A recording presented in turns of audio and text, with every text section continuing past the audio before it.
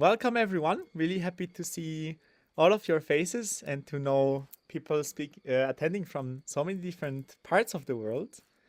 My name is Tutor, pronouns they, them, and I'll be the facilitator for this webinar. I will ask you now, Tuulia and Gabriel, to maybe introduce yourself if you feel like. Just share like who you are for the people who don't know you and how you relate to the topic of this webinar today. Maybe you introduce a bit of like what are your practices, so there's a bit of context around that. So Gabriel, would you start? Thank you, Tutu. Thank you.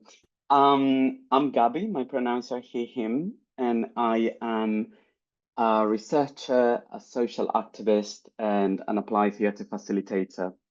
And I work mostly with embodied techniques, with body movement, with theatre, with community performance, for what I say fostering ideas of transformation and change. And at the moment, I'm developing both an academic career, researching on how theatre can contribute to healthier paradigms in gender performativity, working with young men in terms of masculinity. And also, on the other hand, I am an activist and facilitator working mostly with young people themselves directly. My field of work is usually young people with cognitive and physical disabilities, migrants and refugees, and LGBTIQ plus young people, all of them part of my identity. And I connect with this idea of cops in the head because it's a concept that was developed, we'll go into details a bit later, but was developed by Auguste Boal in the 70s. And it's this idea of how we have internalized forms of oppression and forms of constraining and stopping ourselves from embracing our power, our creativity, and our kind of stopping us from celebrating ourselves.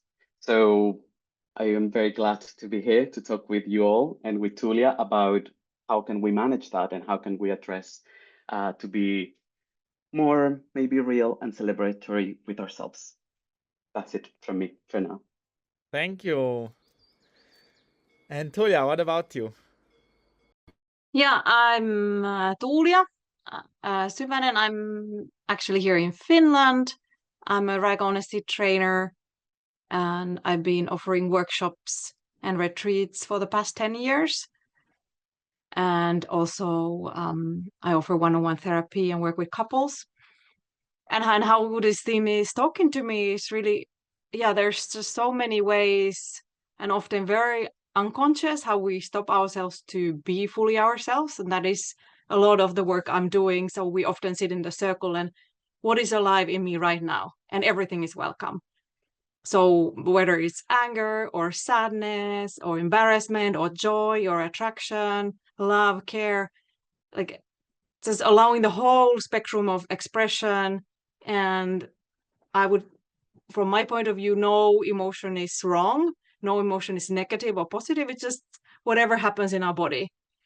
And more we are in tune with our bodies, I think more we are in the here and now and in connection with other people and of course, connection with the society, our community, and kind of from within. Like I work a lot, individuals connecting to the group, and I see that from within then comes desire, like individual change, and then also systemic change. So if I'm allowed to be who I am, you are allowed to be who you are. And actually everybody should have that freedom of, hey, you are welcome as you are. Thank you. So we're going to dive a lot deeper into that.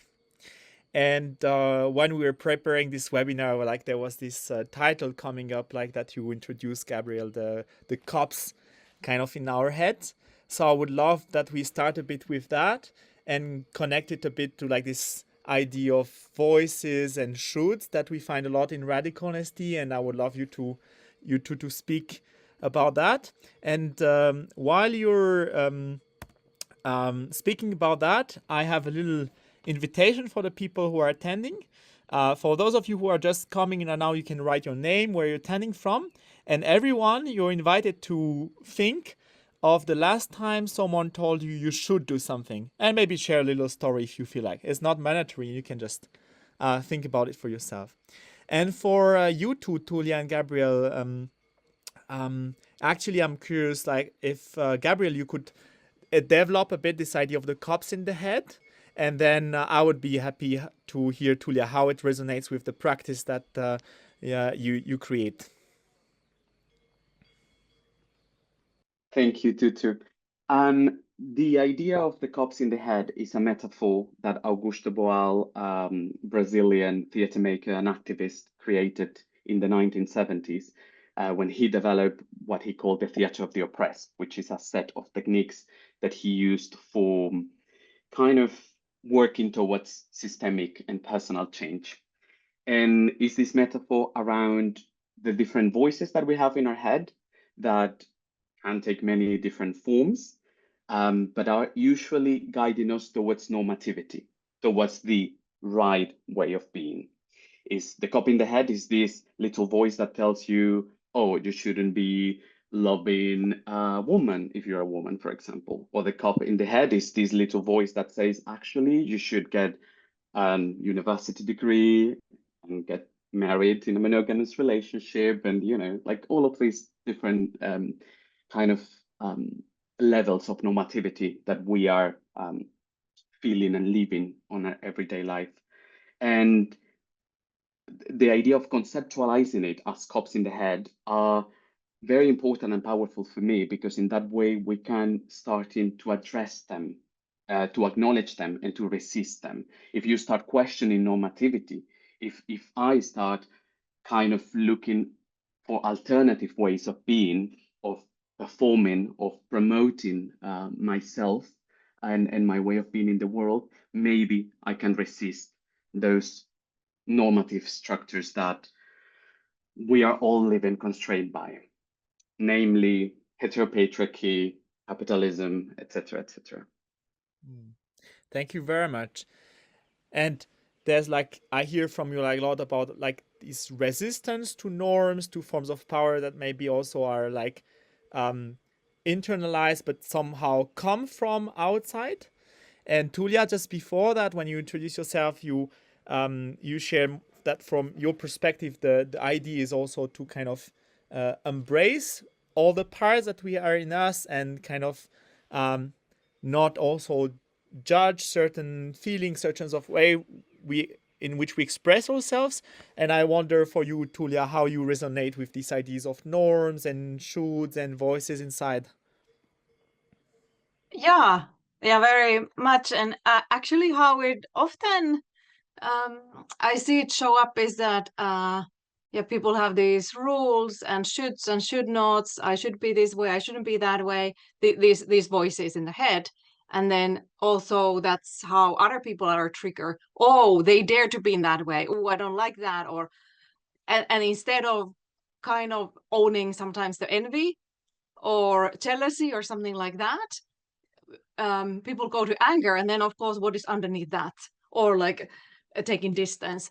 And often what I notice is that when we start to own, like, yeah, I envy you, I want to have what you have, I'm not sure how to relate to you, or oh, you're so loud or bold, or you talk so much, then underneath is like, okay, so how is it that we have stopped ourselves, and who told us often very early on, like, oh, you should be a bit less. Don't be so loud. Don't be so difficult. Don't be so demanding. And yeah, then the normativity comes, like there's just this right box and nothing else. And this is the message we get as little people. And then of course, what's the option? We are dependent on the big people, like really for our living. So it's the kind of life and death to comply what parents want, maybe grandparents, maybe the neighbors, relatives, then school teachers, and what we see in our close community and society. So we often just adopt these without really thinking where they come from, and then projecting them to other people when we come to contact. So it's kind of very interesting to unravel that and own it, like, okay, I have this thing of envy or anger, or I want to be a bit more like you, or I'm a bit afraid of you, and that's all right. We all have these things. So this is, I think it's a very curious journey to own all this and look underneath what is there? What do I actually truly want? Because then we can access the desires. Like, what is it that is also like maybe odd and strange to me, but also maybe curious and something I want to try as well. And I'm if curious, I may Gabriel. add something to what Tuulia was saying, for me, what makes it really tricky with the cops in the head and this you should be in that particular way, and you should, there's a clear pathway that you should follow according to your age, your gender, your ethnicity, your race. There is a certain kind of clear pathway that you need to follow, and every time that you get a little bit out of that very clear line, you get what Alba Pons, who is an activist and researcher from Menorca here in Spain, talks the little taps. You get little taps. Like, okay, I'm walking on the line, but actually go a little bit deviant from that, and you get little taps. Like, go back to your root. Sometimes the taps are more than little and are very violent, actually. But something that came to my mind while Tuulia was talking is that the effectiveness of these cops in the head, and it's a big success of the power and constraining structures that we lived in, is that it becomes a regulatory practice where we regulate each other. Like, we don't let each other be. We regulate, we standardize ourselves as a group by me not allowing Tuulia and Tutur and Lila and Kathy to be. They also somehow don't allow me, so we self-regulate in the worst possible understanding of the word. And also, it's a self-regulatory practice. Since it's internalized, I don't need sometimes even others to tell me that I am going out of my pathway, because I'm doing it myself and I'm regulating myself, which is very convenient for power dynamics that don't want to be questioned. Yeah, I would like to pull from that. There's like one person in the chat, Marta, who shared that last time somebody told Marta she should do something was actually herself insisting that she needs more discipline in her life, and I found it really curious. What is this process of kind of taking it for ourselves? And I don't know if Tuulia, you have some thoughts about that. Why is it like this? Like we are told some stuff, but also like it's really us in the end that create it as well. Yeah, I think it's really that we internalize so early on how we should be and how we shouldn't be, and then we kind of believe that it is us, it's our voice. Whereas when we dig deeper, oftentimes it's not really us. It's something we learned, what was put on us, what was the like meeting in the Tuulia, there's some kind of a bit what you, Gabby, were talking about. So yeah. Oh, was I lost? yeah, I lost you for a second.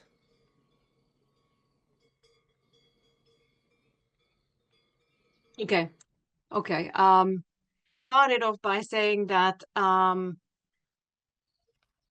even though we think it's us, I believe oftentimes it's not us, because when we're born as babies, we're just like, I want this, I want that, I'm gonna taste this, and I try that, and we're just a bundle of wants, and there, and we so early on we start to be hearing these voices how we should be, and then when everyday situations we believe that it is really me. But I do think that actually as human beings we are this bundle of wants still as big people too, and often the limitations are not really me but something that I internalized as me. And I think then it's a scary, like, yeah, getting off the path, as you say, Gabriel. It's kind of a scary thing to try something else when often these voices are very big, and it's almost we are rebelling against our parents and the close community. So it's yeah, it's quite a trip to start to what I call living out loud, and inviting maybe even others to live out loud, because it gets messy. It's not so neat and controlled, as you, Gabby, as well said. How can you control somebody who is just fully themselves, embracing whatever is alive moment to moment? So I would like to jump into kind of like the question, like how kind of we get all of these patterns. And Gabriel, you were talking about kind of resisting these cops, and also like we just Tuulia, you were saying also how like we of course identify with what we are told because of personal history and or life kind of. And I'm curious kind of also how to uh, identify that it's not really us and come back to like what really I am as a person, what I want, and so on. And one thing that is common between I see between your practice is that it's very much body oriented. So I would be curious that both of you can kind of explain how your practice actually helps in this process of either resisting or making this distinction that no, this is not me, this is something I've been told, this is some external form of power. Yeah, either Tuulia or Gabi. You.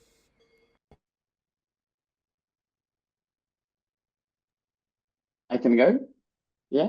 Go ahead. I I'm thinking that the richness, what can I say? I love theatre. Like theatre is a big important part of my life. And what the richness of theatre for kind of materializing all of those voices, all of those inscriptions we have received in the body. I think theatre serves both as a mechanism for identifying those shouldings and those cups in the head, and also for subverting them and looking for alternatives. For example, with image theatre, which is the representation of oppressions or injustices that can be towards myself, that can be towards particular groups. Like when I materialize it, biologically talking, my body recognizes how it can be transformed at the level of the body. If my graphic representation of oppression, for example, is that my voice, my body and my voice are like silent and close and restrained, how can we liberate it really in the transformation from conflict image to an ideal world image? And this is just one example of how the body and somatic practices can help us. And for me, one important part of my body movement and my embodied and theater practices is the idea of gentleness and kind of care towards myself. Because if I want to resist the shoulds with more shoulds, I don't think we can dismantle the whole thingy using the master tools. I think we need to look for alternative tools. So if I start like, no, Gabi, you cannot be that rigid. You should be more free and expressive. And isn't that a new form of normativity? Isn't that a new kind of self-imposed imposition on how I should be? So whatever the practices are, in my case, creative and open and expressive practices need to be driven, in my opinion, from gentleness and compassion towards ourselves. And that's not always easy because there are a lot of notions of talent, of brilliantness. I need to be, like I cannot only dance, I need to dance perfectly. I cannot just move. I need to move perfectly because there is this notion of talent and of who is allowed to move. But my idea is that whatever practices we do in theater and body movement offer a huge range. Whatever we do needs to be driven by that idea of care and compassion towards ourselves, because deconstructing and resisting all of those internalized ideas needs to be done from that place, a place of tenderness. Otherwise, we're playing that game.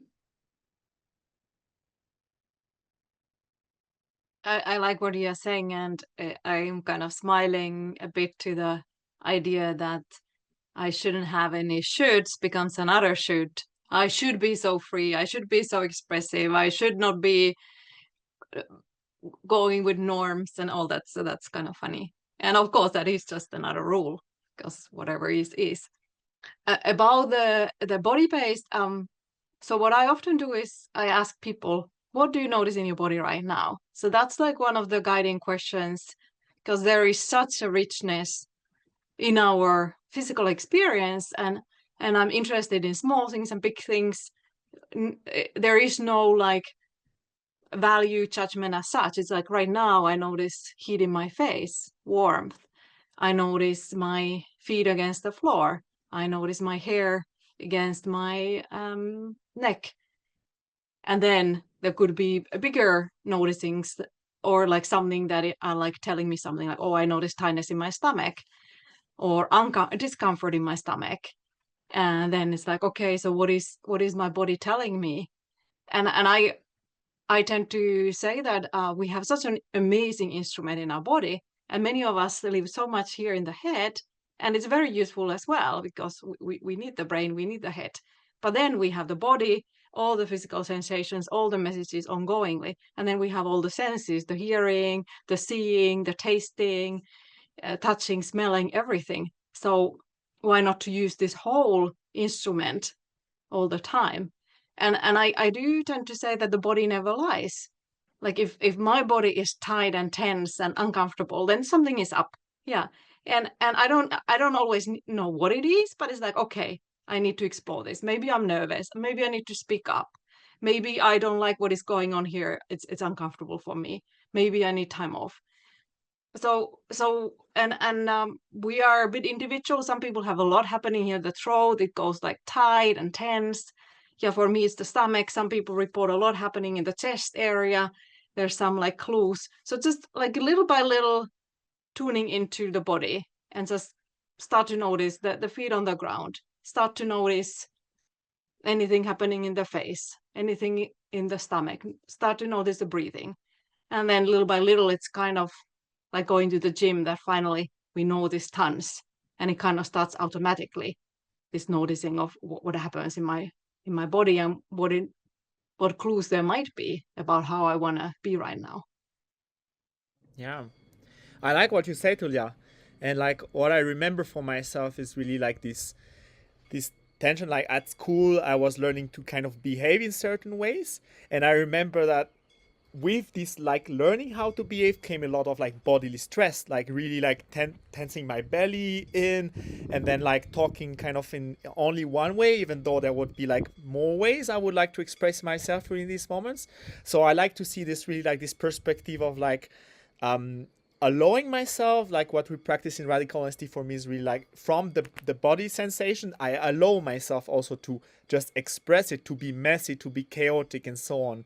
And I also really like this from my experience with you, Gabby, where it's like also space where it's inviting for experimenting, and kind of say like, okay, all of those shoots, we leave them at the door, and now this is a space where we can be all of that. We can be animals, we can be whoever we want, really, and dance on Lady Gaga, and nobody's here to judge us. Or and this kills also for me a lot of the voices inside, right? I can dance and be the diva here in this space, and that's what it's all about.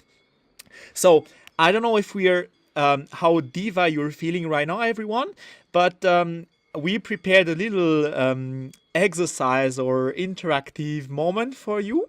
And Gabby, I would love that you can lead us into this right now, and you tell me about the logistics of it. I'm going to mute my mic, and I leave you the drive from here. Thank you, Tutu.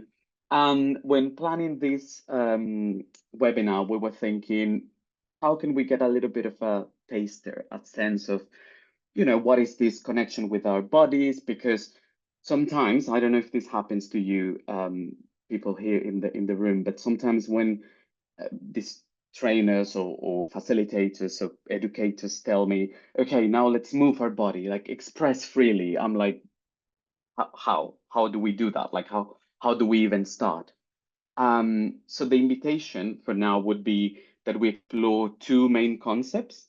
And for that, the invitation is actually the opposite of what Tutu said at the beginning. You can turn off your camera for this exercise because this is just for yourself, and we are not performing right now. This is just for ourselves. I know some of us are in public places, but that's perfectly fine. Maybe, they will get inspired as well. And we are going to explore, if you feel like it, two different concepts. The first one is what we call the body motors that are taken from Lecoq, who was a French pedagogue of theater, that tells us that basically our body can move from different parts as motors. And then from that, whatever the body brings, it's all right. There is no right or wrong. We just go and explore with that. That is the first concept, the body motors. And the second concept is the concept of levels. Levels.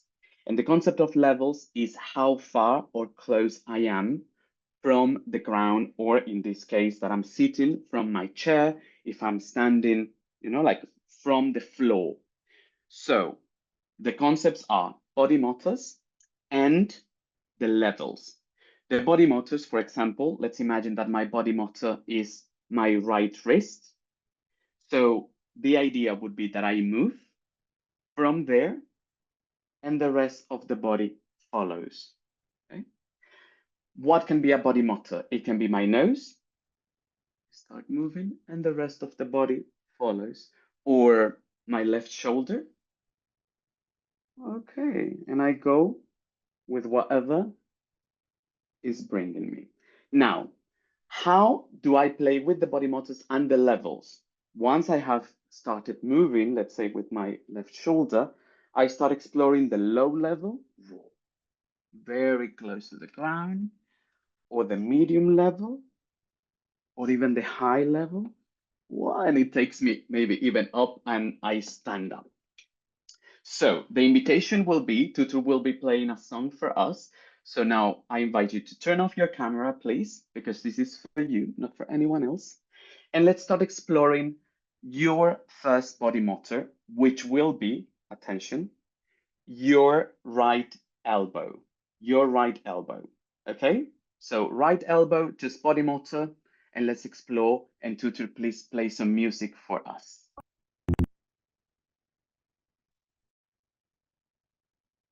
Okay. Thank you. Thank you for bearing with us. And I was actually thinking I will stop now and you can turn on your cameras back. No rush. But I was just thinking that the invitation is to have fun with it and to find some pleasure in the movement. Once you have explored what the possibilities of moving with the different levels with one body motor are over, you can change to a new body motor. And the invitation is to be really specific. And that's something maybe that I will invite you to try out after the webinar or even tomorrow morning. Being specific with the body motors that you choose. Because I always say that in theater, as in life, the details invite the possibility for magic.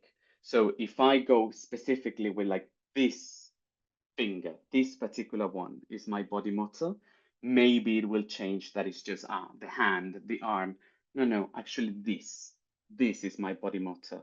Or my left ear is my body motor, the lower part of my left ear, something, finding pleasure and connecting with your body there.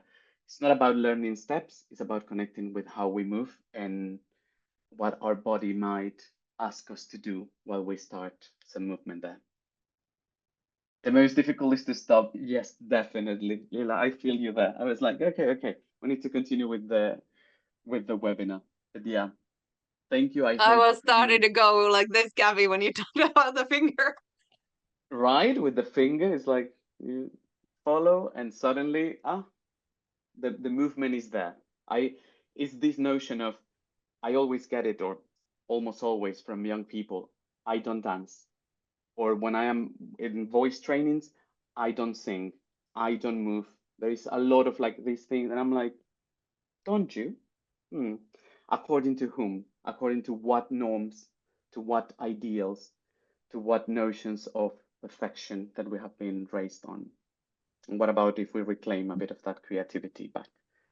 Thank you. I'll shut up. Thank you, Tutu. Thank you.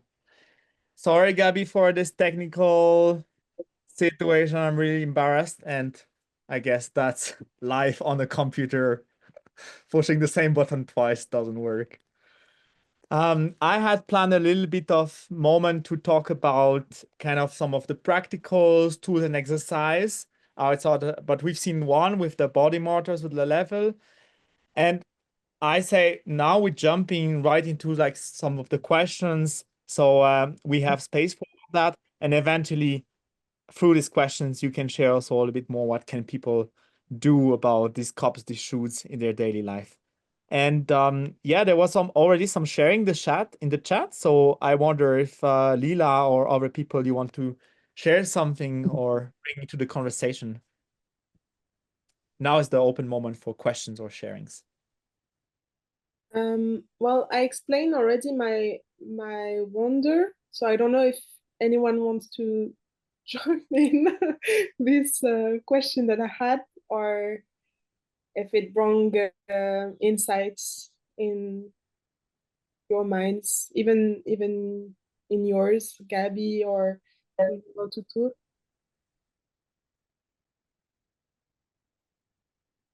Maybe it would be useful if you can summarize it in short, and then we could start from there. All right. It's about the normalization situation. I noticed that since I'm an activist, I tend to imagine that my way of living and my choices in life are better for the world. But I wonder sometimes if I don't hide it myself behind this belief, because it's easier also as I can't fit naturally in those boxes from the society. It's easier to think that it's something that I've chosen and that is needed by the world.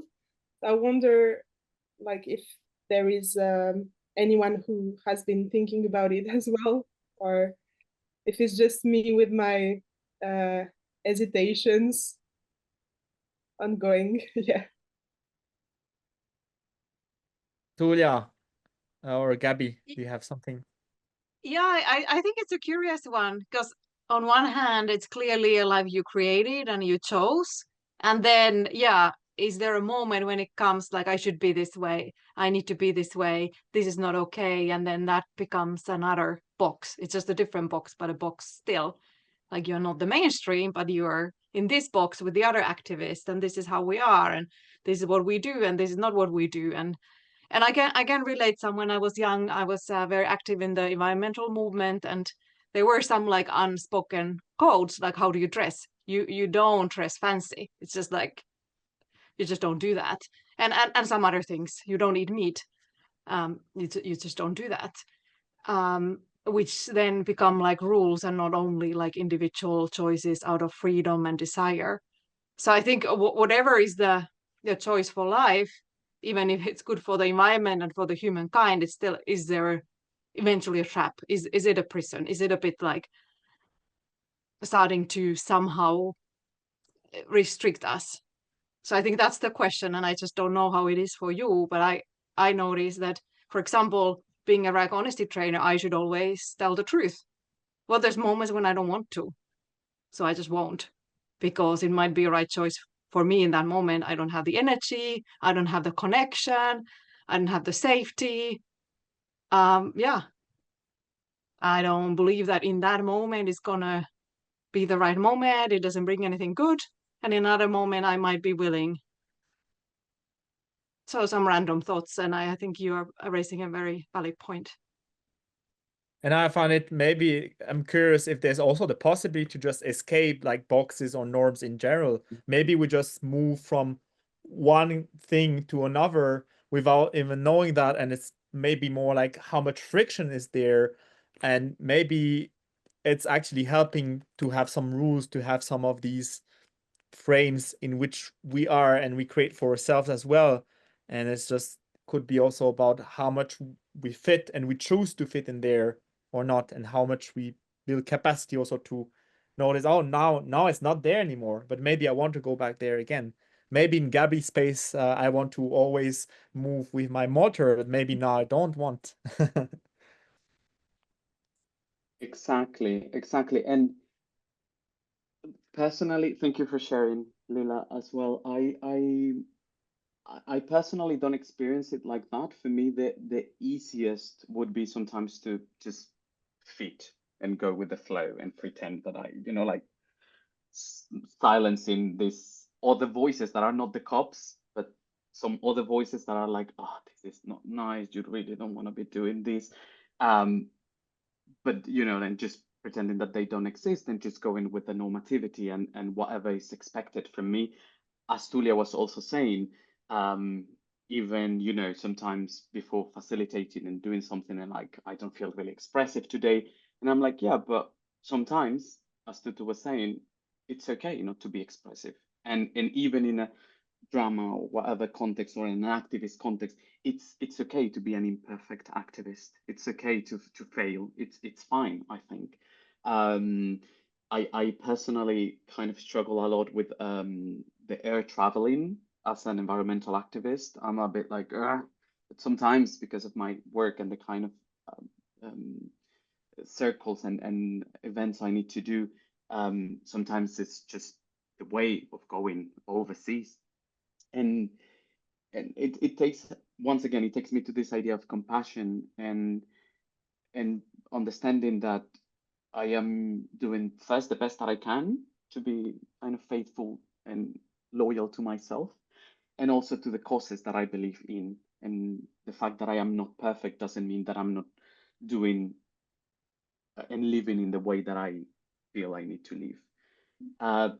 So yeah, this idea of hiding and kind of convincing ourselves that we are doing the right way. I'm not sure if that's the case with me, because for me the easiest would be just to go with the normative pathway, but I decide to go the difficult way because whatever. Like it has been a struggle for different identitarian categories of mine since I was a child. So it's okay just to go and try to live the life that I want to live and be in the world how I want to be in.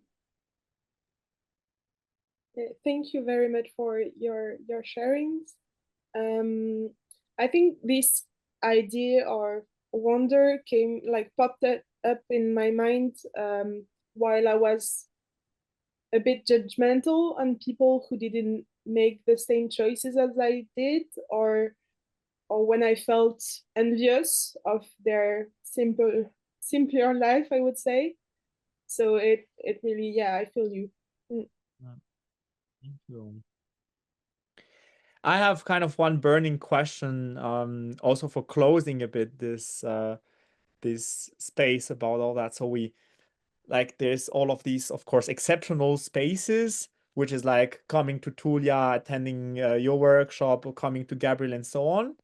And I'm a mortal being, and I'm here in Switzerland in my mountain cabin, and I would like also to build kind of my capacity to work with these on a daily basis. And while preparing this webinar, like we wrote a couple of like tips and tricks about that. So because we have little time before closing, I want to ask you, maybe Gabby and Tuulia, popcorn style, like what would be your little advices? What could people do on everyday basis to train this muscle also? Well, one thing that comes to me is when we notice these like daily little shoulds. I should eat healthy. I should walk 6,000 steps today, or exercise at least 3 times a week. Like first notice and maybe pause, check the body, how am I feeling with this, and then we can start to write them down. I should eat healthy. I should not travel by plane. And then another column, can I make it into I want to eat healthy? Or is it like, no, actually it is a real should, or is it a want? So kind of playing with this and noticing if there is a want and how we can embrace that want again. Or, oh, it's just a should, like I should tidy my bed every morning. Oh, hell no. I learned this from my mom. I don't wanna. I'm never gonna do it again. Shove it away. So that's one idea, just writing down, noticing, pausing, writing down. I should, I want, is it there? Gabby, do you have some to share with us? Yes, I was thinking pleasure as a driving force. For me, it's a very important kind of checking in with everything that I'm doing in life. And I'm not saying everything needs to give you pleasure, but it's something like, where is the pleasure in this particular activity? Where is the pleasure in this particular place? Um, is this giving me pleasure? Is this giving others pleasure? How am I? Because for me, this idea of pleasure comes with generosity as well. Like, is it providing some pleasure for me or maybe for others? Is it making the world a better place? And I know it sounds super cheesy, but cheesiness is a political act, so I don't really mind it. And for me, yeah, this idea of like, what am I doing today for me that will give me pleasure in many different ways? So I think that pleasure is a driving force and a daily pill of pleasure, I would say. That's a practice I do. Amazing. And quickly, like I want to read aloud like some of the others that we had written, because I found it so interesting. Like there's also what we did in the chat before, like kind of naming one should or more that we have for ourselves. Like I found it so interesting to be reminded, like when, like, yeah, what is actually happening in putting consciousness. And there's more and more time in my life when somebody used the word should, and I'm actually, oh, there's a should detector around. It's like, and it allows me also to like more to check with myself. Yeah, is it from pleasure? Is it what I want? And I really find it fascinating also what you spoke about, Gabby, last time, like the walk in nature, the dancing sober, kind of helping also our body through our environment to make this distinction by being in a place that feels also inspiring, in which we are not full of all that, but we can be there with ourselves, surrounded by a nice environment, and not full of these drugs and coffee and alcohol and so on. And maybe, Tuulia, would you take 30 seconds to introduce maybe also the ask for what you want exercise, which would be the last one I had in mind?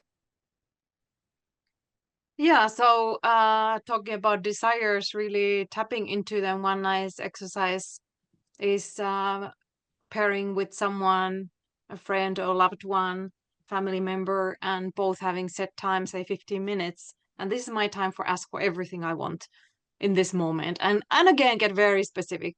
I want to have a salsa massage, and I want you to do it quite strong, and then I want you to move towards my neck. And then, of course, with consent, like, are you willing to do this? So there is a statement what I want, and then there's a request. The other one then is either yes or no. And then kind of it's great for several reasons. One is really tapping into what do I want in this very moment, a moment to moment, and get specific. And then actually receiving, which is and then another step, which is like, oh, only by asking I actually can get all this stuff I want, because people are not mind readers, not even our close ones. So 15 minutes, I can ask for everything I want and even be unreasonable. It's actually quite a lot of fun, in my opinion. And I guess one of the take-home message of this whole webinar is, let's be a bit chaotic, messy, unreasonable. This is totally who we are and what this is all about. Now, I see it's already almost a time for closing the webinar, and I want to steal some extra minutes from you. I'm a bit worried, Tuulia, you need to go. So No, go ahead. yeah. It's okay. Thank you so much, Gabby and Tuulia, for sharing all of that. I hope also for the people who are attending, it's not like it's a lot of information, stuff we talked about, it's very brainy, but actually the practice, whether it's with radical honesty, whether it's with theater, in many different ways, is super much in the body, super much like this tuning in, this checking in, this experimenting. And I want to celebrate that because this brought me a lot of aliveness in my life. And I remember like going to your training in 2021, Gabby. It seems like it was yesterday. And also I did a long journey after that, for like allowing myself to dance and not be like with all of this like, I should not, blah, blah. And with you two, like, can only also celebrate these like super body awareness centered practices that you offer, and really like this kind of, I speak out my shoes and I kill them and I say no, and there's this all like this power in to bring them alive, and also like having this clear like, no, I focus on what I want. And so I want to invite also all of you who are here for this webinar to experiment with that. And this webinar is also an occasion for us to like invite you to try a bit more like what is here in the real world.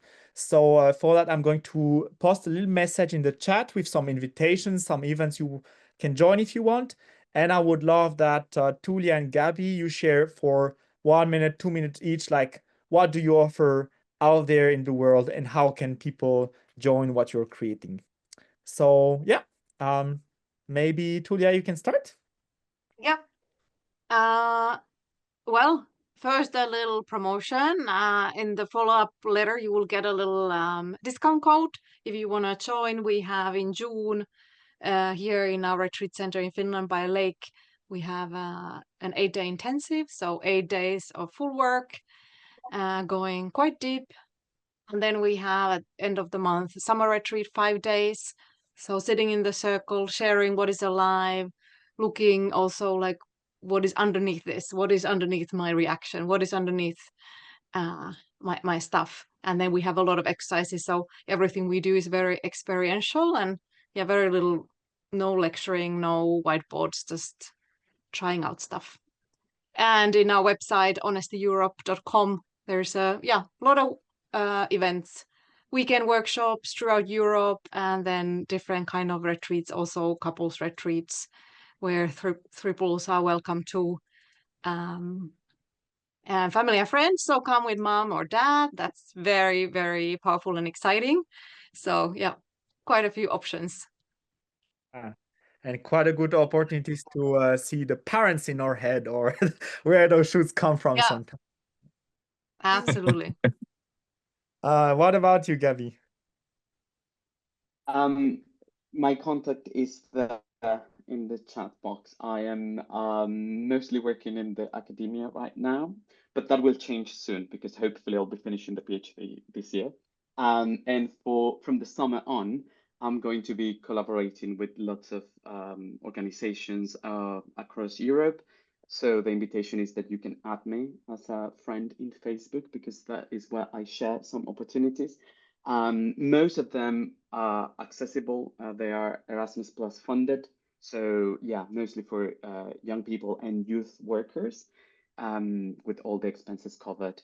And the ones that are coming soon are with organizations such as Active Rainbow that was around here and Synchro Foundation in countries just like Latvia, the Netherlands, and Portugal. I'm going to be working soon as well. And we have a special one that has been recently approved in November. It will happen in the Netherlands with Synchro. That is a training for trainers called Frame, Facilitate, Flow, and how do you design educational programs using social theater. So that the call for that one will be coming out in summer, and it will be potentially free of charge. So I would love to see you there. Thank you so much, Gabi, Tuulia, for what you're creating. Really inspiring to me. And yeah, having you both together talking about this topic, I feel very alive. I feel like I want to dance under the storm right now. And yeah, I hope that's the feeling you will leave this webinar with. And yeah, that's it for me. I wish you all a great evening and explore yourself, celebrate yourself, and possibly see you very soon in the next webinars if you feel like. Thank you. Thanks for being here and thanks for leading us to tour. And Gabi, great talking to you.